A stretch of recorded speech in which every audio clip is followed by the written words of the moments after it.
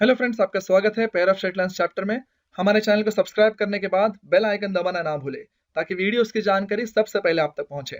आप हमें फॉलो कर सकते हैं ट्विटर, फेसबुक और इंस्टाग्राम पे। फॉलो करने के लिए टाइप कीजिए मैथ स्टूडेंट। तो चलते हैं सीधे थ्योरम्स में। थ्योरम नंबर 1 जिसका स्टेटमेंट है the equation uv equal to 0 represents the combined equation of lines u equal to 0 and v equal to 0। यानी कि हमें दो लाइन दिया गया है, एक है ये वाला लाइन u इक्वल टू 0 और दूसरा है ये वाला लाइन। हमें प्रूव करना है कि ये जो uv इक्वल टू 0 है वो इन दोनों का कंबाइंड इक्वेशन है। ये कैसे प्रूव करेंगे? सबसे पहले तो मैं डायग्राम बनाता हूं। यहाँ ये है, मान लो हमारा एक लाइन है जो कि u इक्वल टू 0 हो सकता है और दूसरा ये लाइन है जिसको हम v इक्वल टू 0 बोल सकते हैं और uv इक्वल टू 0 मान लो यहां पर है। ठीक है, अब हमें प्रूव करना है कि ये जो uv इक्वल टू 0 है वो इन दोनों का कंबाइंड इक्वेशन है। वो कैसे करेंगे? सबसे पहले हम एक पॉइंट लेंगे या तो u पे या तो v पे और ये चेक करेंगे, यानी कि ये बताएंगे कि वो पॉइंट इसको सेटिस्फाई कर रहा है। ठीक है, वैसे ही उल्टा भी हम दिखाएंगे। एक पॉइंट हम इस इक्वेशन पे लेंगे और हम ये दिखाएंगे कि वो पॉइंट इन दोनों को सेटिस्फाई कर रहा है। ऐसा करने से ये प्रूव हो जाएगा कि uv जो है वो इनका कंबाइंड इक्वेशन है। ठीक है, तो शुरू करते हैं। एक पॉइंट लेते हैं u के ऊपर, x1 y1। ठीक है, और उससे पहले ये जो u इक्वल टू 0 और v इक्वल टू 0 है ये दोनों स्ट्रेट लाइंस है। तो स्ट्रेट लाइंस को तो जनरली हम कैसे लिखते हैं? स्टैंडर्ड इक्वेशन क्या है? ax plus by plus c equal to 0, ऐसे लिखता है ना स्ट्रेट लाइंस को। तो u इक्वल टू 0 ये भी तो एक स्ट्रेट लाइन है, तो क्योंकि दो स्ट्रेट लाइंस है इसको मैं ऐसे लिखूंगा a1x b1y plus c1 equal to 0। और उसी तरह v इक्वल टू 0 दूसरा लाइन है, उसको मैं लिखूंगा a2x b2y plus c2 equal to 0। तो ये है हमारे दो लाइंस। तो हमारे uv इक्वल टू 0 वो कैसे बन जाएगा? वो होगा a1x b1y प्लस c1 जो कि u हो गया multiplied by a2x plus b2y plus c2 equals to 0। तो ये होगा हमारा uv। सही बात है। अभी हम करेंगे क्या, हमारे पास एक पॉइंट है x1 y1 u के ऊपर, यानी कि वो u को सेटिस्फाई करेगा। ठीक है, इसका क्या मतलब हुआ? मैंने x1 y1 u के ऊपर ले लिया है तो इसके अंदर हम पुट कर सकते हैं, यानी कि x के जगह पे x1 लिख सकते हैं, y के जगह पे y1 लिख सकते हैं। तो क्या होगा? a1 x1 b1 y1 plus c1, इसका वैल्यू हमको 0 मिल चुका है क्योंकि वो पॉइंट उस लाइन के ऊपर है। फाइन, तो क्योंकि ये वैल्यू 0 है, अभी हम चेक करेंगे कि ये पॉइंट इसको सेटिस्फाई करता है कि नहीं। नीचे चलते हैं। uv इक्वल टू 0 यानी कि यहां पर आप ऐसे लिख सकते हो ना, a1x b1y plus c1 a2x b2y plus c2 equal to 0। ये आपका uv है। तो हमारा जो पॉइंट है x1 y1 हम इसके लेफ्ट साइड में पुट करके देखेंगे uv में। अगर वो 0 आ रहा है तो इसका मतलब ये होगा कि वो पॉइंट इसे सेटिस्फाई कर रहा है। ठीक है ना, सो यहां पर लिख देता हूं put x1 y1 in left hand side of uv equals to 0, यानी कि ये जो लेफ्ट साइड में इसमें पुट करना है। ठीक है, तो ये क्या होगा? Left hand side. फाइन, थोड़ा नीचे चलते हैं, जगह कम हो रहा है। फाइन, लेफ्ट हैंड साइड में पुट करेंगे। ये आपका लेफ्ट हैंड साइड है, राइट? तो उसके अंदर आपको पुट करना है, यानी कि x के जगह x1, y के जगह y1। तो ये होगा a1 x1 b1 y1 plus c1 और यहां होगा a2 x1 b2 y1 plus c2। सही बात है। अब ये जो ब्रैकेट है यहां देखो, ये ऑलरेडी 0 है, करेक्ट है। 1 में ऑलरेडी देखे रखा है हमने, तो ये ब्रैकेट जो 0 हो जाएगा। तो यहां 0 ले लेता हूं मैं। a2 x1 b2 y1 plus c2, कहां से मालूम पड़ा 0 है? फ्रॉम 1। तो ये लिख देते हैं यहां पर फ्रॉम 1। ऑब्वियसली 0 होगा ना, क्योंकि वो पॉइंट तो उस लाइन के ऊपर है। तो लेकिन यहां पर 0 होने की वजह से ये पूरा चीज 0 हो जाएगा। सही बात है। तो ये तो हमको मिल गया राइट हैंड साइड से इक्वल, यानी कि uv के अंदर पुट किया, हमको 0 मिल गया। इसका क्या मतलब हुआ? इसका मतलब हुआ कि ये जो x1, y1 है सेटिस्फाई कर रहा है, सेटिस्फाइज uv इक्वल टू 0, है ना। यानी कि ये पॉइंट इस इक्वेशन के अंदर भी है, यानी कि इसका जो भी आप डायग्राम बनाओगे, ग्राफ बनाओगे, ये पॉइंट उसके ऊपर दिखेगा। फाइन देन, अगर ये तो मैंने u पे ले गया ना एक पॉइंट, वही अगर मैं v पे लेता तो भी मुझे ये मिल जाता। तो यहां लिख देता हूं, similarly a point x1 y1 on v equal to 0 would also satisfy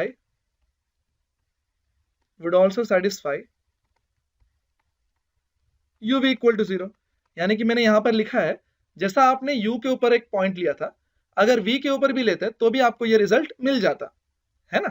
fine, तो इससे हमने एक तरफा प्रूफ कर दिया है, आधा प्रूफ हो गया। यानी कि आप u पे एक पॉइंट ले लो या फिर v पे एक पॉइंट ले लो, वो uv को सेटिस्फाई करेगा। अब हमको उल्टा देखना है, यानी कि uv पे एक पॉइंट लेंगे जो उसको सेटिस्फाई कर रहा होगा, और हम ये दिखाएंगे कि ये जो पॉइंट है ये u और v दोनों में से किसी ना किसी को सेटिस्फाई करेगा। ठीक है, तो यहां पर एक पॉइंट ले लेते हैं, लेट को थोड़ा सही से लिखता हूं, थोड़ा अजीब दिख रहा है। Fine, let x2 y2 be any point satisfying uv equal to 0। यानी कि x2 y2 जो है कोई ना कोई पॉइंट है जो uv equal to 0 को सेटिस्फाई कर रहा है।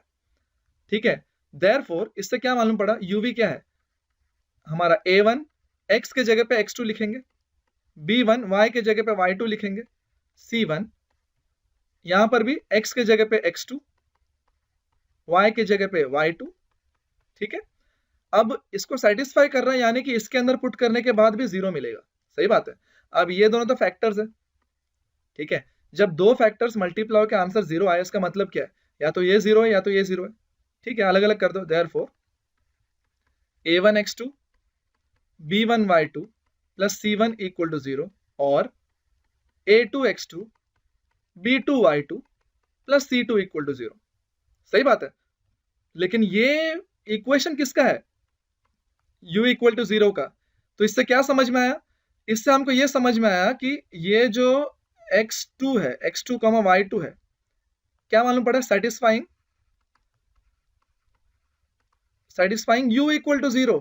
इससे समझ में आया कि वो पॉइंट u इक्वल टू 0 का सेटिस्फाई कर रहा है। ऑब्वियसली इसके अंदर पुट किया 0 आ गया तो सेटिस्फाई कर ही रहा है, इसका मतलब यही होगा। और x2 y2 जो है, इधर से क्या मालूम पड़ रहा है, इधर से मालूम पड़ रहा है कि वो v को सेटिस्फाई कर रहा है, right, satisfying v equal to 0। सही बात है, तो दोनों तरफ से हमने प्रूव कर लिया। पहले क्या प्रूव किया, हम या तो u या तो v पे कोई पॉइंट लेंगे तो uv इक्वल टू 0 को सेटिस्फाई करेगा। दूसरा हमने क्या प्रूव किया, अगर कोई पॉइंट uv को सेटिस्फाई कर रहा है तो वो u और v को सेटिस्फाई करेगा। तो दोनों तरफ से प्रूव हो गया। तो इससे यह साबित हो गया कि uv जो है वो कंबाइंड इक्वेशन है। Therefore uv equal to 0 is combined equation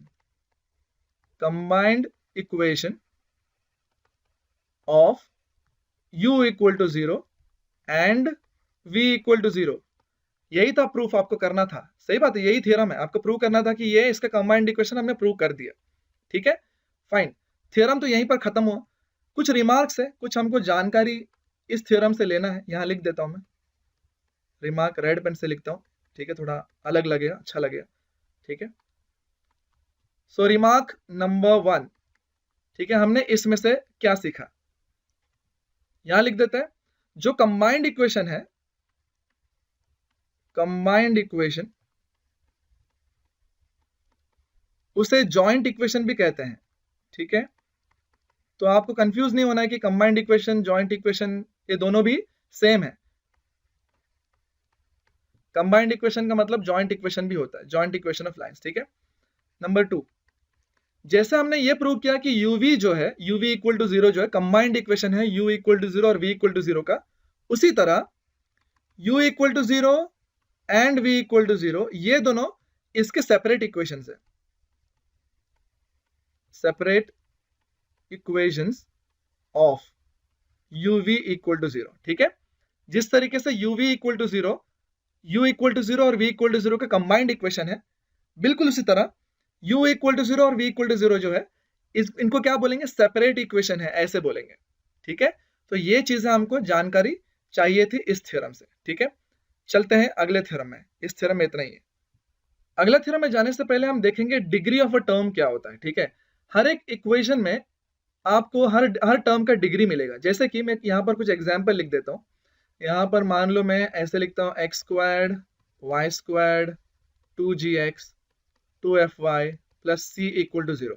ऐसा मैंने कोई तो एग्जाम्पल लिख दिया। तो ये डिग्री ऑफ अ टर्म क्या होता है? सबसे पहले तो आपको समझना है कि टर्म्स क्या होता है। ये जो आप देख रहे हो ना, जिसको प्लस के साथ सेपरेट किया है, इनको कहते हैं टर्म्स। ठीक है, ये जो है ये है टर्म्स। ठीक है, अभी हर एक टर्म का आपको डिग्री देखना है। और डिग्री क्या होता है? डिग्री यानी कि हर एक टर्म का आपको देखना पड़ेगा कि वेरिएबल्स कौन है और उनके जो भी पावर्स होंगे उनको ऐड करना होगा। अब सबसे पहले बता दूं, g और f जो है वो कॉन्स्टेंट्स है, वो वेरिएबल नहीं है। ठीक है, इसमें वेरिएबल सिर्फ x और y है। ठीक है, तो एक एक करके शुरू करते हैं। इसमें कितने वेरिएबल है? इसमें एक ही वेरिएबल है x, उसका पावर क्या है 2। तो इसका टोटल डिग्री हो जाएगा इस टर्म का 2 हो जाएगा। ठीक है, वैसे यहाँ पर कितने वेरिएबल है? यहाँ पर भी एक ही है, y है, उसका डिग्री क्या है, यानी कि उसका पावर क्या है 2 है।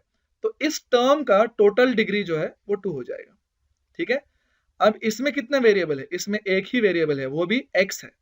ठीक है, उसका पावर क्या है? उसका पावर 1 है, तो यहाँ पर आ जाएगा क्योंकि और कोई वेरिएबल तो है नहीं। ठीक है, और यहाँ पर क्या है? यहाँ पर भी एक ही वेरिएबल है y, उसका डिग्री, उसका पावर क्या है? उसका पावर 1 है, तो उस पूरे टर्म का डिग्री 1 हो जाएगा। यहाँ पर कांस्टेंट है, कोई वेरिएबल नहीं है, तो इसका डिग्री 0 होगा। ठीक है, तो इस तरीके से जो आपको मिलता है उसको बोलते हैं डिग्री। ये सारे डिग्री है। ठीक है, ये डिग्री होता है। फाइन, एक और एग्जाम्पल ले लेता हूँ। सपोज एग्जाम्पल नहीं लेता हूँ, यहीं पर आपको बता देता हूँ। सपोज कोई एक्स वाई टर्म होता, सपोज एक्स स्क्वायर वाई होता, ऐसे कोई टर्म होता है इसके बीच में, तो उसका डिग्री क्या होता वो भी देख लेते हैं। इसमें दो वेरिएबल है, एक्स है वाई है, तो हर एक वेरिएबल का पावर देखते हैं। एक्स का पावर क्या है 2, वाई का पावर क्या है 1, तो उन दोनों को ऐड करो, 2 + 1 कितना हो जाएगा 3, यानी कि इस टर्म का डिग्री होगा 3। तो आपको समझ में आ रहा है ना, हर टर्म में जो वेरिएबल है उनके पावर को देखना है। अगर एक ही वेरिएबल है तो उसका पावर उस टर्म का डिग्री बन जाता है। अगर एक से ज्यादा वेरिएबल है तो उनके पावर्स को आपको ऐड करना होता है डिग्री के टर्म निकालने के लिए। ठीक है, तो आपको डिग्री ऑफ अ टर्म आपको समझ में आ गया होगा। ठीक है, एक और एग्जाम्पल ले लेते हैं ताकि और अच्छी तरह आपको समझ में आ जाएगा। x² 5xy plus 3y², suppose ऐसा कोई इक्वेशन है। ठीक है, अब यहां पर एक एक करके देखते हैं। पहला टर्म देख लेते हैं, इसमें कितना वेरिएबल है? एक ही वेरिएबल है। ठीक है, एक ही वेरिएबल है और उसका पावर क्या है 2, तो ये पूरे टर्म का डिग्री भी आपको 2 मिल जाएगा। अब इसको देखते हैं, कितना वेरिएबल है? दो वेरिएबल है, x और y। तो x का पावर है 1, y का पावर है 1, तो टोटल पावर क्या हो जाएगा? ऐड कर लो, 1 + 1 2, तो इसका डिग्री हो जाएगा 2। उसी तरह यहाँ पर y एक ही वेरिएबल है लेकिन उसका पावर 2 है, तो इसका डिग्री हो जाएगा 2। समझ में आया? तो इस तरीके से आपको डिग्री क्या होता है आपको देखना पड़ेगा। अभी इन दोनों में फर्क देखो, ये वाला इक्वेशन जो है उसमें हर टर्म का डिग्री अलग अलग है, लेकिन ये जो इक्वेशन है इसमें हर टर्म का डिग्री सेम है। जब ऐसा सेम होता है उस इक्वेशन को कहते हैं, ये यहां लिख देता हूं मैं, सेम डिग्री। हर टर्म का डिग्री सेम है, जब ऐसा होता है तो उस इक्वेशन को कहते हैं होमोजीनियस इक्वेशन। Homogeneous equation. ठीक है, और जिनका डिग्री सेम नहीं होता है उसको हम या तो हेट्रोजीनियस इक्वेशन बोलेंगे या तो नॉन होमोजीनियस इक्वेशन बोलेंगे। ठीक है, जैसे भी आप कंफर्टेबल हो आप ऐसे बोल सकते हो। फाइन, तो यहां पर हमने दो चीजें देखी, एक तो डिग्री ऑफ अ टर्म क्या होता है और टर्म क्या होता है ये भी हमने देखा पहली बात तो, और हमने देखा कि होमोजीनियस इक्वेशन किसको कहते हैं, जिसमें हर टर्म का डिग्री सेम हो। ठीक है, और हम स्पेशली वो वाला होमोजीनियस इक्वेशन को देखेंगे जिसका डिग्री 2 हो, जैसे जो कि ऐसा वाला इक्वेशन हो। ठीक है, फाइन, क्योंकि होमोजेनियस इक्वेशन तो क्या हो सकता है, ऐसे भी हो सकता है ना। यहाँ पर एक एग्जाम्पल लिख देता हूँ मैं। सपोज ऐसा है x squared y y squared x plus x y z equals to 0। तो इस टर्म का डिग्री क्या हुआ, इस टर्म का डिग्री है 3, सही बात है, इसका 2 इसका 1। इस टर्म का डिग्री है 3, इसका 2 इसका 1। इस टर्म का डिग्री है 1 1 1, टोटल 3। तो ये भी होमोजीनियस इक्वेशन है, लेकिन इस चैप्टर में हम इंटरेस्टेड हैं जिसका डिग्री 2 है, ठीक है। यानी कि हम इंटरेस्टेड हैं सेकेंड डिग्री होमोजीनियस इक्वेशन में, सेकेंड डिग्री होमोजीनियस इक्वेशंस। हम इंटरेस्टेड है ऐसे इक्वेशन में, यानी कि वो होमोजीनियस हो और उसका डिग्री 2 हो, ऐसे इक्वेशन में हम इंटरेस्टेड है इस चैप्टर में। फाइन, तो आपको काफी अच्छा आइडिया आ चुका है हम किसके बारे में बात कर रहे हैं। चलते हैं अगले थ्योरम में जहां पर इन चीजों का यूज होने वाला है। फाइन, चलते हैं अगले थ्योरम में। थ्योरम नंबर 2 कहता है कि the combined equation of a pair of lines passing through the origin is a homogeneous equation of degree 2 in x and y. आप इस चीज को पहचान रहे हो ना, homogeneous equation of degree 2 in x and y. ये हमने थोड़ी देर पहले देखा था, ठीक है। इसलिए मैंने पहले आपको बताया कि होमोजेनियस इक्वेशन ऑफ डिग्री 2 क्या होता है। फाइन, तो सबसे पहले हमको ये थ्योरम में क्या पूछा है वो समझना है। कहता है कि combined equation of pair of lines passing through origin, यानी कि दो लाइंस जो ओरिजिन से पास हो रहे हैं। आप डायग्राम में देख सकते हो, आपको समझ में आने के लिए मैंने बनाया, ये लाइन 1 और लाइन 2 है। मान लो इन दोनों का मैं कंबाइंड इक्वेशन निकाला, ठीक है, और वो दो लाइन कहां से पास होने चाहिए, ओरिजिन से। ये एकदम स्पेसिफाई किया, यहाँ देखो ये एकदम अच्छे से स्पेसिफाई किया है। दो लाइंस जो ओरिजिन से पास होते हुए हो उनका जॉइंट इक्वेशन, उनका कंबाइंड इक्वेशन, यानी कि इन दोनों का अगर मैं कंबाइंड इक्वेशन निकालूं तो वो इक्वेशन होमोजेनियस इक्वेशन होना चाहिए। वो भी कौन सा, डिग्री 2 वाला, ठीक है। ऐसा होना चाहिए, ऐसा ये थ्योरम कह रहा है। यानी कि हम क्या करेंगे, ये दो लाइंस का जो भी इक्वेशंस होगा उनका कंबाइंड इक्वेशन निकालेंगे और दिखा देंगे कि वो होमोजेनियस इक्वेशन ऑन डिग्री 2 है। खत्म हो गया बात, ठीक है। तो सबसे पहले ये लाइन 1 और लाइन 2 को कैसे लिखेंगे, ध्यान देखो। यहाँ पर लाइन 1 और लाइन 2 यहाँ लिखता हूं मैं, दोनों भी ओरिजिन से पास हो रहे हैं, तो इसको कैसे लिख सकते हैं, ठीक है। 11th में हमने सीखा है कि जब लाइंस ओरिजिन से पास होते हैं उसका इक्वेशन कैसे होता है, ax by इक्वल टू 0, यानी कि उसमें c नहीं होता, कांस्टेंट नहीं होता, है ना। अब यहाँ पर दो इक्वेशन है तो दोनों जगह सेम तो नहीं लिख सकता, तो क्या करेंगे, लाइन 1 को मैं a1x b1y ऐसे बोल देता हूँ और लाइन 2 को a2x b2y ऐसे बोल देता हूँ, ठीक है। दो लाइंस ऐसे हैं, तुम्हारे टेक्स्ट बुक में भी ऐसे ही लाइंस के इक्वेशन को यूज किया है, लेकिन मैं सोच रहा था थोड़ा अलग तरीके से आपको इस थ्योरम को कराऊं, ठीक है। गलत नहीं है, वो भी सही है। आपका टेक्स्ट बुक में ऑलरेडी एक तरीका है, तो मैं सोच रहा था कि वो तरीका आपके पास रहने दो, आपके पास ऑलरेडी एक प्रूफ है, तो मैं आपको एक और तरीका सिखाता हूँ, ठीक है। Suppose y equal to m x लेना, ये भी एक तरीका है लाइन को लिखने का जो ओरिजिन से पास होता है, ठीक है। ये एम एक्स को थोड़ा सही से लिखता हूँ, थोड़ा अलग दिख रहा है एम एक्स, ठीक है। तो ये भी इक्वेशन को लिखने का तरीका है जो ओरिजिन से पास होता है। अब क्योंकि दो लाइन है तो एक को मैं m1 ले लेता हूँ और दूसरे को m2x, ठीक है। यहाँ लिख देता हूँ मैं, लाइन 1 को मैंने क्या ले लिया है, y इक्वल्स टू m1x और ये है y इक्वल्स टू m2x। ध्यान रहे जो मैं कर रहा हूँ आप बिल्कुल इन दोनों को लेके भी कर सकते हो, क्योंकि वो ऑलरेडी टेक्स्ट बुक में है। मैं सोच रहा था कि आपको इस तरीके से पढ़ाऊं तो मैं इसलिए पढ़ा रहा हूँ, ये काफी आसान भी है, आप समझ सकते हो, ठीक है। तो पहले हम joint combined equation, joint equation जिसको बोलते हैं वो निकालेंगे। कैसे निकालेंगे, तो जॉइंट इक्वेशन निकालने से पहले एक चीज आपको ध्यान रखना है कि राइट साइड में आपका 0 होना चाहिए, ठीक है। तो इसको मैं ऐसे लिख दूंगा, वैसे इसको क्या लिखूंगा, y minus m2x equal to 0, आ गया राइट साइड में 0। तो ये हमारा लाइन 1, ये हमारा लाइन 2। जॉइंट इक्वेशन यानी कि कंबाइंड इक्वेशन कैसे निकालना है, बस इनको मल्टीप्लाई करना होता है, वही हमने पहला थ्योरम में देखा ना, बस हमको मल्टीप्लाई करना है, ठीक है। आप इसके साथ सॉल्व करोगे तो भी यही करना पड़ेगा, ठीक है, मल्टीप्लाई करना पड़ेगा। तो इसमें से क्या मिलेगा, देखो y मल्टीप्लाइड बाय y, ये होगा y square, y multiplied by minus m2x, तो m2xy, फिर m1x मल्टीप्लाई होगा, ये होगा माइनस m1xy, और ये minus minus plus m1 m2 x square equals to 0। ऐसा मिलेगा। थोड़ा नीचे चलते हैं। सो हमको क्या क्या मिला था, हमको मिला था y minus m2xy minus m1xy plus m1 m2 x square, sorry ये y स्क्वायर था, okay, y square minus m2xy minus m1xy plus m1 m2 x square equal to 0, ऐसे मिला था। ठीक है, अब इसको देखो मैं कैसे लिख सकता हूँ, इसको मैं m1 m2 x स्क्वायर, पहले मैं x स्क्वायर टर्म पहले लिख दिया, अब इन दोनों में से मैं माइनस कॉमन ले लेता हूँ और एक्स वाई को भी कॉमन ले लेता हूँ, ठीक है, plus y square equal to 0, ऐसे लिखता हूँ।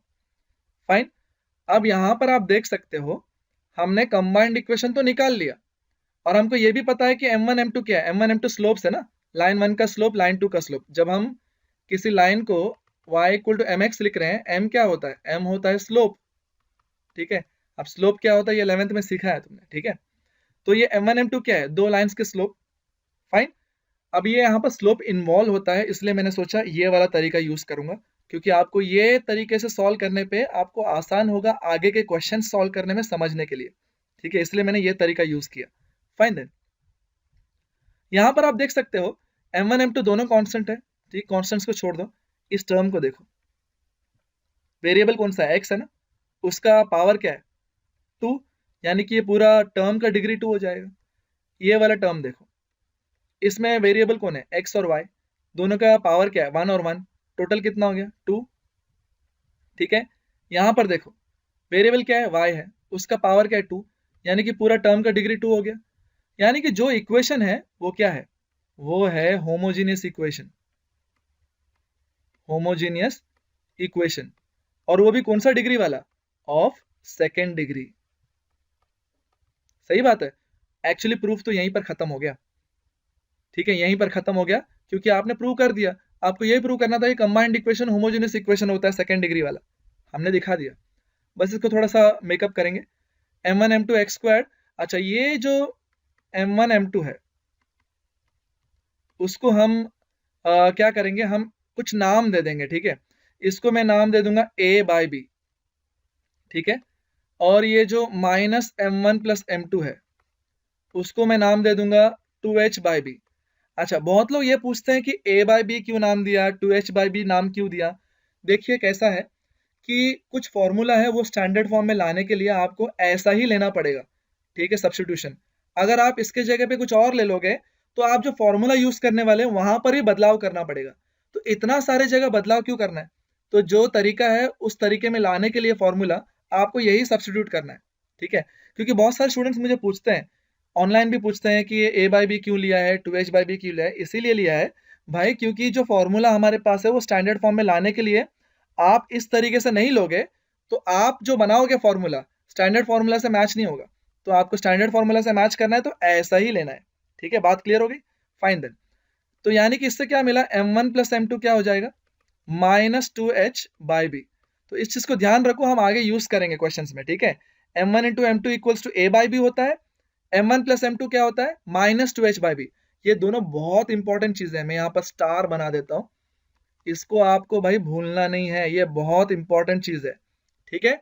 ये दोनों ही चीज हम बार बार इस्तेमाल करेंगे, तो आप याद रख लेना, m1 इंटू m2 यानी कि दोनों लाइन के स्लोप्स को मल्टीप्लाई करोगे तो a बाई बी मिलेगा, दोनों स्लोप्स को आप ऐड करोगे माइनस 2h बाई बी मिलेगा। इसको आप अपने दिमाग में बस रख दो, ठीक है। फाइन, आगे बढ़ते हैं। इसको यानी कि a बाई बी को m1 m2 की जगह पे लिख देंगे और m1 प्लस m2 की जगह पे माइनस 2h बाई बी लिख देंगे इसके जगह पे।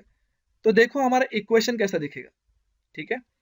फाइन, यहां पर लिख देता हूं मैं, तो क्या हो जाएगा, a by b x square, सही बात है, माइनस m1 प्लस m2 की जगह पे minus 2h by b x Y plus y square equal to 0, ऐसे हो जाएगा। थोड़ा नीचे चलते हैं, अब ये क्या होगा, आप b से मल्टीप्लाई कर दो पूरा इक्वेशन को, तो ये क्या होगा, b से जब मल्टीप्लाई करेंगे यहां पर तो b कैंसिल हो जाएगा ना, तो सिर्फ a बचेगा। यहां पर भी मल्टीप्लाई करेंगे तो भी कैंसिल हो जाएगा, minus minus plus 2h x y मिला। यहां पर तो कुछ है ना डिनोमिनेटर में b, तो b मल्टीप्लाई करेगा तो रह जाएगा और इस तरफ भी मल्टीप्लाई होगा तो 0 रहेगा। तो ये जो मिला है ना आपको, ये आपका स्टैंडर्ड फॉर्म है सेकेंड डिग्री होमोजेनियस इक्वेशन का। ठीक है, आपको याद रखना है, ये फॉर्म को याद रखना है कि ax squared plus 2hxy plus by squared क्या है, ये standard second degree homogeneous equation है। होमोजेनियस इक्वेशन, जब आप दो लाइंस का कंबाइंड इक्वेशन निकालेंगे जो ओरिजिन से पास होते हैं तो उसका इक्वेशन ऐसा ही आएगा, ax squared plus 2hxy plus by squared equals to 0। Fine, तो ये आपको समझना है। तो ये हमको प्रूव करना था, हमने प्रूव कर दिया, ये हमारा दूसरा थ्योरम था। ठीक है, अब इसमें से हमको कुछ चीजें सीखना है। ठीक है, वो देख लेते हैं, पहले रिमार्क में देखते हैं। फाइन, रिमार्क में नहीं लिखता हूँ, यहीं पर लिखता हूँ। ठीक है, अब ये तो हमको समझ में आ गया कि दो लाइन ओरिजिन से पास होंगे तो हमको सेकेंड डिग्री होमोजेनियस इक्वेशन मिलेगा। क्या इसका कॉन्वर्स ट्रू है क्या, यानी कि सेकेंड डिग्री होमोजेनियस अगर इक्वेशन दिया मैंने तो क्या वो जरूरी है कि उसके अंदर से दो लाइन मिलेंगे जो ओरिजिन से पास होता हो। ठीक है, यहां पर लिखता हूं मैं तो आपको समझ में आएगा सही से। Two lines passing through origin से पास हो रहे हैं, पासिंग थ्रू ओरिजिन। अगर ऐसा होता है तो हमने देख लिया कि उसका इक्वेशन क्या आता है, combined equation, second degree homogeneous equation मिलता है। ये हमने अभी अभी देखा थ्योरम नंबर 2 में। क्या उल्टा पॉसिबल है क्या, यानी कि अगर हमको सेकेंड डिग्री इक्वेशन दिया, सेकेंड डिग्री होमोजेनियस इक्वेशन, क्या उसका मतलब ये है कि उसके अंदर दो लाइंस होंगे जो ओरिजिन से पास होते होंगे? ये हमको चेक करना है, ये हमको पता नहीं है, क्योंकि ऐसे कुछ एग्जाम्पल्स हैं जिससे हमको पता चलता है कि ऐसा पॉसिबल नहीं है। जैसे कि x squared plus y squared equal to 0, क्या ये सेकेंड डिग्री होमोजेनियस इक्वेशन है? जी हाँ, ये बिल्कुल सेकेंड डिग्री होमोजेनियस इक्वेशन है, लेकिन क्या इसके अंदर दो लाइंस मिलेंगे? बिल्कुल भी नहीं मिलेंगे। तो यानी कि ये एग्जाम्पल हमको बताता है कि हर सेकेंड डिग्री होमोजेनियस इक्वेशन ऐसे दो लाइन नहीं होंगे जो ओरिजिन से पास होते होंगे। तो फिर क्या कंडीशन है वो हमको पता चलेगा अगले थ्योरम में। चलते हैं थ्योरम नंबर 3 में। थ्योरम नंबर 3 कहता है कि homogeneous equation of degree 2 in x and y, जो कि यहां पर है ax squared 2hxy plus by squared equal to 0। यहां लिख देता हूं मैं, हमको ये दिया हुआ है ax squared 2hxy plus by squared equal to 0, यानी कि ये हमको बताया गया कि होमोजेनियस इक्वेशन है सेकेंड डिग्री में, वो भी x और y में।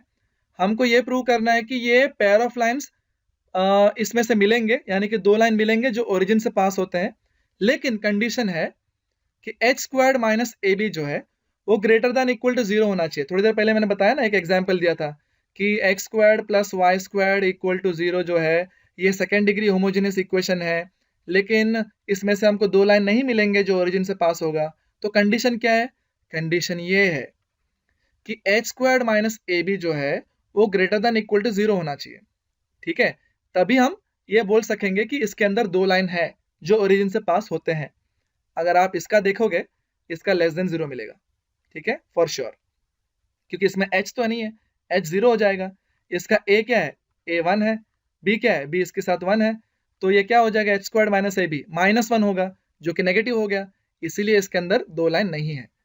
ठीक है, तो हमको ये बहुत ही जरूरी है समझना कि h squared minus a b greater than equal to 0 होना पड़ेगा, यानी कि h squared minus a b का वैल्यू या तो 0 होना पड़ेगा या तो 0 से बड़ा होना पड़ेगा।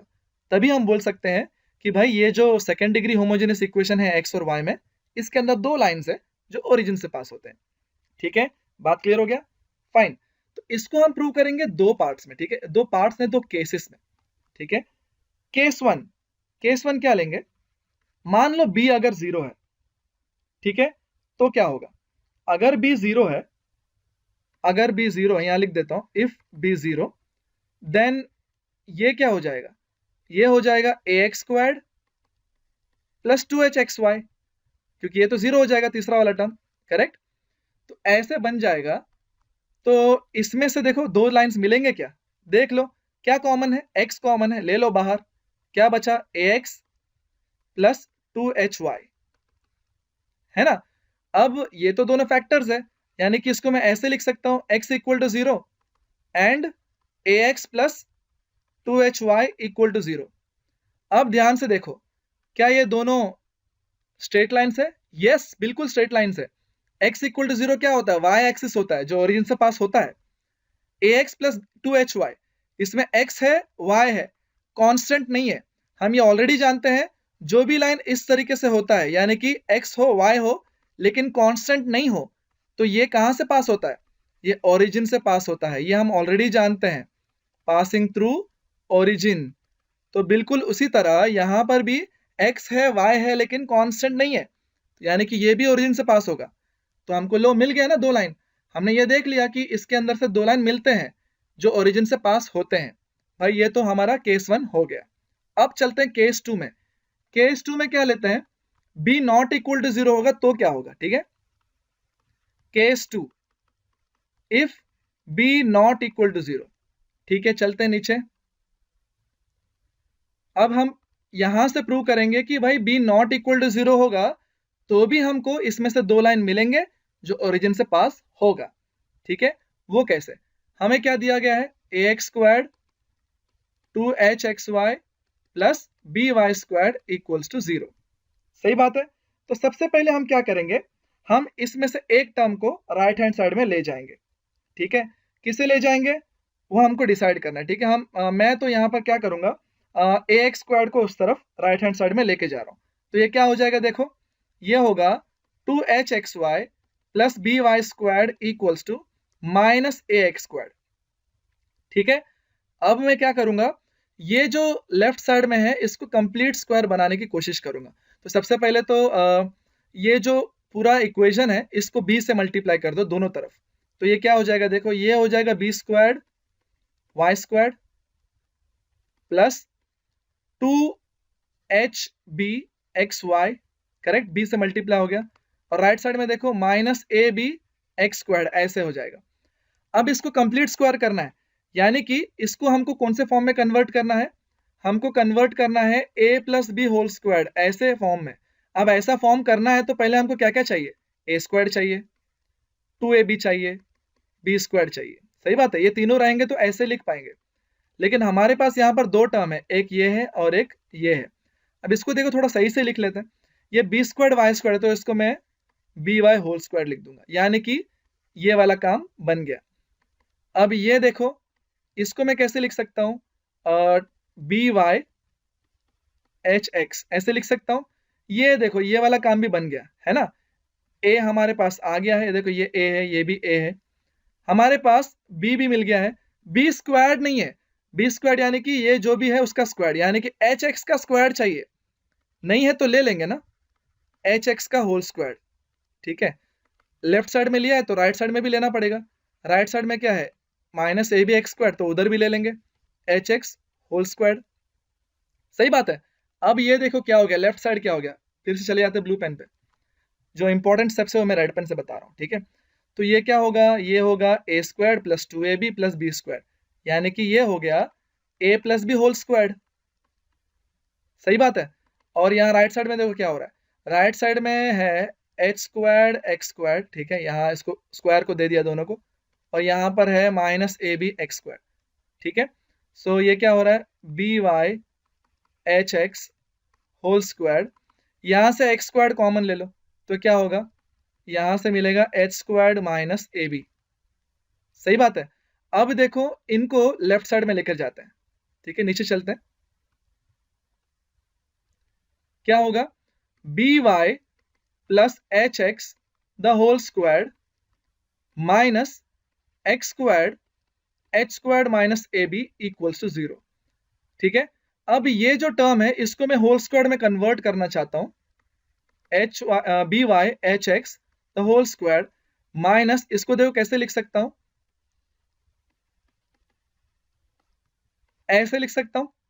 देख लो, कंपेयर कर लो, x का स्क्वायर्ड आ गया, इसका स्क्वायर्ड करेंगे रूट निकल जाएगा, यही मिलेगा, यानी कि लिख सकता हूं ऐसे, ठीक है। अब क्या हुआ है, ये भी स्क्वायर वाले टर्म में है, ये भी स्क्वायर वाले टर्म में है, बीच में है माइनस, यानी कि आपको एक फॉर्मूला याद आना चाहिए। कौन सा formula, a squared minus b squared. ऐसा होता है तो क्या होता है, a minus b multiplied by a plus b, ठीक है।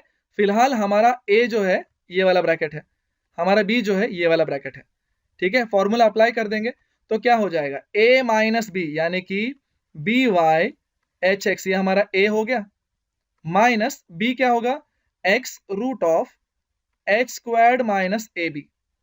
ठीक है, ये हो गया हमारा a minus b. A plus b क्या होगा, b y plus h x, ये a हो गया, और b क्या है, x square root of h squared minus a b. Okay, हमने इस फॉर्मूला के हिसाब से इसको एक्सपांड कर दिया। अब नीचे चलते हैं, I'll change the color of the pen also, fine। यहां पर देखो, यहां पर क्या हो रहा है, ये दोनों x वाले टर्म है, तो x कॉमन ले लेते हैं, तो क्या बचेगा, h minus square root of h squared minus a b multiplied by x plus B y equal to 0। दो अलग अलग फैक्टर है ना, इसको मैं अलग से ले लिया, इसको अलग से लूंगा अभी। ठीक है, इसको अलग से लूंगा तो क्या होगा, x कॉमन ले लो, h plus square root of h squared minus a b x plus B y equal to 0। अब ये जो दो चीजें मिले हैं, इसको गौर से देखो, इसमें x वाला टर्म है, y वाला टर्म है, कांस्टेंट नहीं है।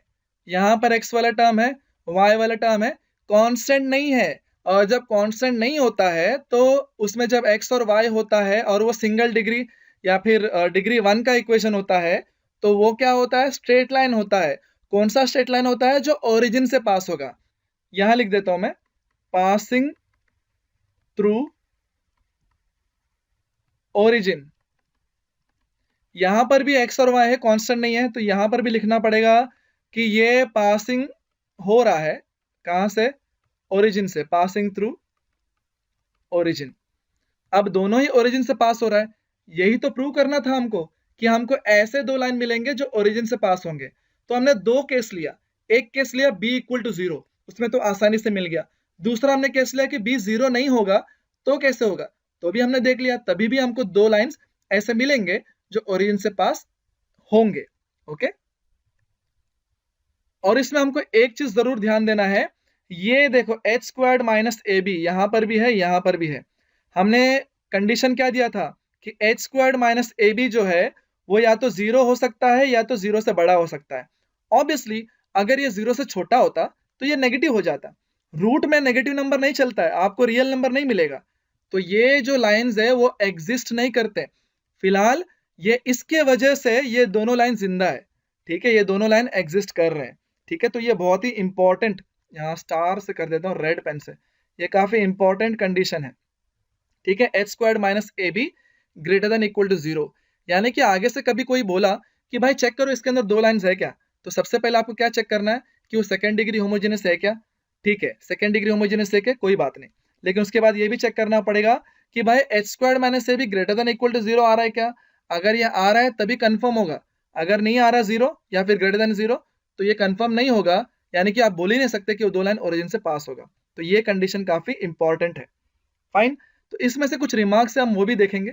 नीचे चलते हैं, यहां लिख देता हूं मैं रिमार्क्स, ब्लू पेन ले लेते हैं। फाइन, नंबर 1,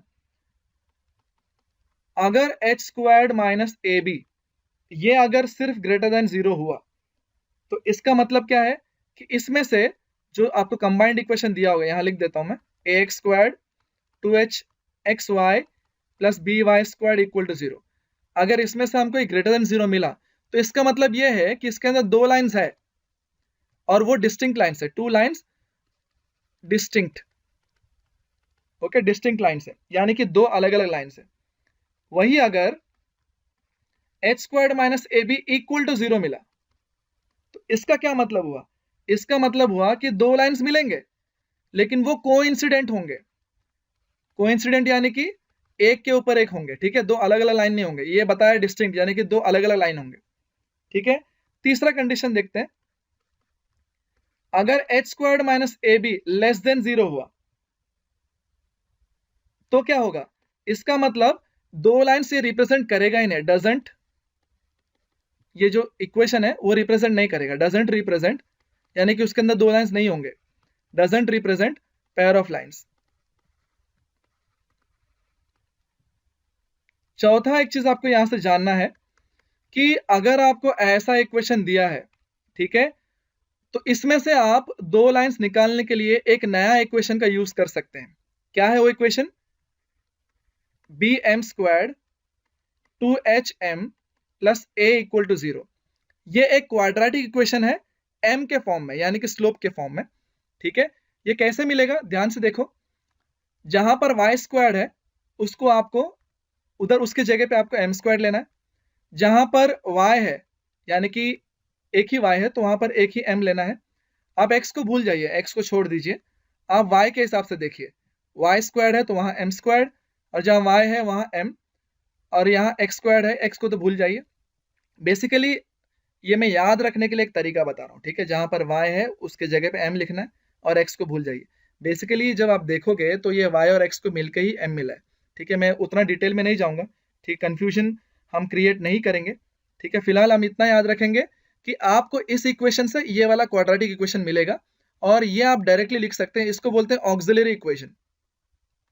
ऑक्सिलरी इक्वेशन, ठीक है। जब भी हमको दो लाइंस का स्लोप निकालना पड़ेगा इसके अंदर से, तो हम डायरेक्टली ये वाला इक्वेशन यूज करके स्लोप्स निकाल लेंगे। तो ये हमारे लिए बहुत ही फायदेमंद इक्वेशन है। ठीक है, इसको याद रखना है। तो ये हो गया हमारा थ्योरम नंबर 3। ठीक है, हम चलते हैं थ्योरम नंबर 4 पे, जो कि आपको पहले इस्तेमाल नहीं होगा, लेकिन वो एक ही थ्योरम बच जाएगा, इसलिए मैं इसी के साथ कर रहा हूं। ठीक है, वो भी सीख लो।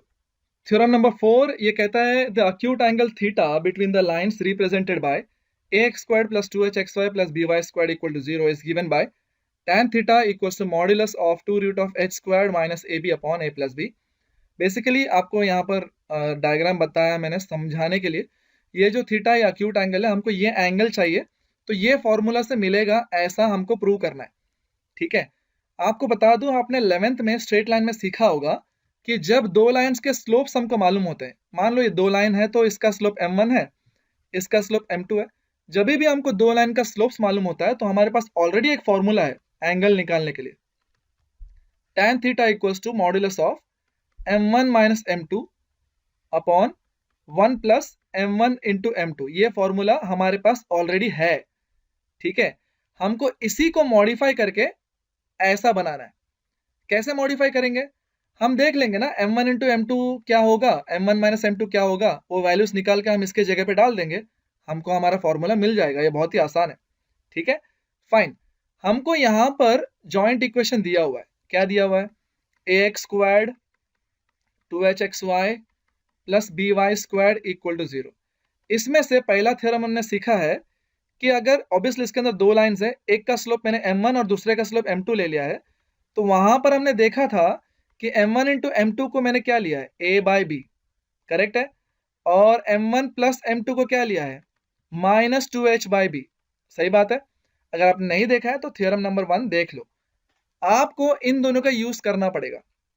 ठीक है, चलो ये तो कोई बात नहीं, डायरेक्टली मिल गया है m1 इंटू m2, देखो इसके जगह पे लिख देंगे a बाई बी, लेकिन हमारे पास ये नहीं है m1 माइनस m2, तो वो हमको निकालना पड़ेगा। ठीक है, नीचे चलते हैं। हमारे पास एक रूल है, मैं यहां लिख देता हूं। बेसिकली रूल हाँ बोल सकते हैं, a minus B whole square चाहिए तो हम a plus B whole square से निकाल सकते हैं। कैसे, ऐसे, अगर a plus B whole square में से 4ab को माइनस करेंगे तो a minus B whole square मिलेगा। बहुत ही आसान है, कैसे मिलेगा ये समझना बहुत इजी है। a plus B whole square क्या होता है, a square plus 2ab plus b square, और ये माइनस 4ab कर दो, 2ab माइनस 4ab क्या होता है, माइनस 2ab होता है, करेक्ट है, माइनस 2ab होता है। यानी कि यहां पर जो मिला है ये a minus B whole square है ना। ठीक है, इसका मतलब क्या समझ में आया, अगर a plus B whole square से माइनस 4ab करेंगे तो a minus B whole square मिल जाएगा। तो यही रूल जो है हम यहां पर इस्तेमाल करने वाले। कैसे, अभी बताता हूं मैं। m1 minus m2 whole square चाहिए तो आपको क्या करना पड़ेगा, m1 plus m2 whole square minus 4m1 m2। समझ में आ रहा है ना, जो a है उसको m1 ले लिया, जो b है उसको m2 ले लिया, ऐसे करने से मिल जाएगा। अब ये क्यों कर रहे हैं, आपको फॉर्मूला में क्या चाहिए, आपको फॉर्मूला में m1 माइनस m2 चाहिए, जो नहीं है हमारे पास, लेकिन हमारे पास ये दोनों तो है, उन दोनों का यूज करके निकाल लेंगे। ठीक है, फाइन, नीचे चलते हैं। m1 प्लस m2 क्या था, minus 2h by B, m1 m2 क्या था, a बाई बी। तो सॉल्व कर लो इसे, क्या मिलेगा देखो, स्क्वायर करने पे ये मिलेगा 4h², ये मिलेगा b², यहाँ पर मिलेगा 4a/b। इस टर्म के डिनोमिनेटर को भी हम b² बना लेते हैं, तो b से मल्टीप्लाई डिवाइड करना पड़ेगा। तो ये क्या मिलेगा देखो, 4h² upon b² minus 4ab upon b², ऐसे मिलेगा। ठीक है, अब हम काम कर सकते हैं कि इसमें से 4 को कॉमन ले सकते हैं। बेसिकली डिनोमिनेटर भी सेम है तो एलसीएम ले लो, और ऊपर जो है यहाँ लिख देता हूँ 4h² माइनस 4ab। 4 कॉमन ले लो, क्या मिलेगा, h² minus ab upon b², ऐसे मिलेगा। सही बात है, ये किसका वैल्यू है, m1 minus m2 whole square का। अगर आपको m1 माइनस m2 चाहिए तो स्क्वायर रूट लेना पड़ेगा, तो दोनों तरफ स्क्वायर रूट ले लो, ये 4 बन जाएगा 2, और ये पूरा का पूरा रूट के अंदर आ जाएगा, h² माइनस ab, और डिनोमिनेटर में b² है वो भी b बन जाएगा, है ना, और यहाँ पर प्लस माइनस दोनों साइन आ जाएंगे। ठीक है, फाइन, हमको m1 माइनस m2 मिल गया है। m1 इंटू m2 तो ऑलरेडी था हमारे पास, क्या था, a/b।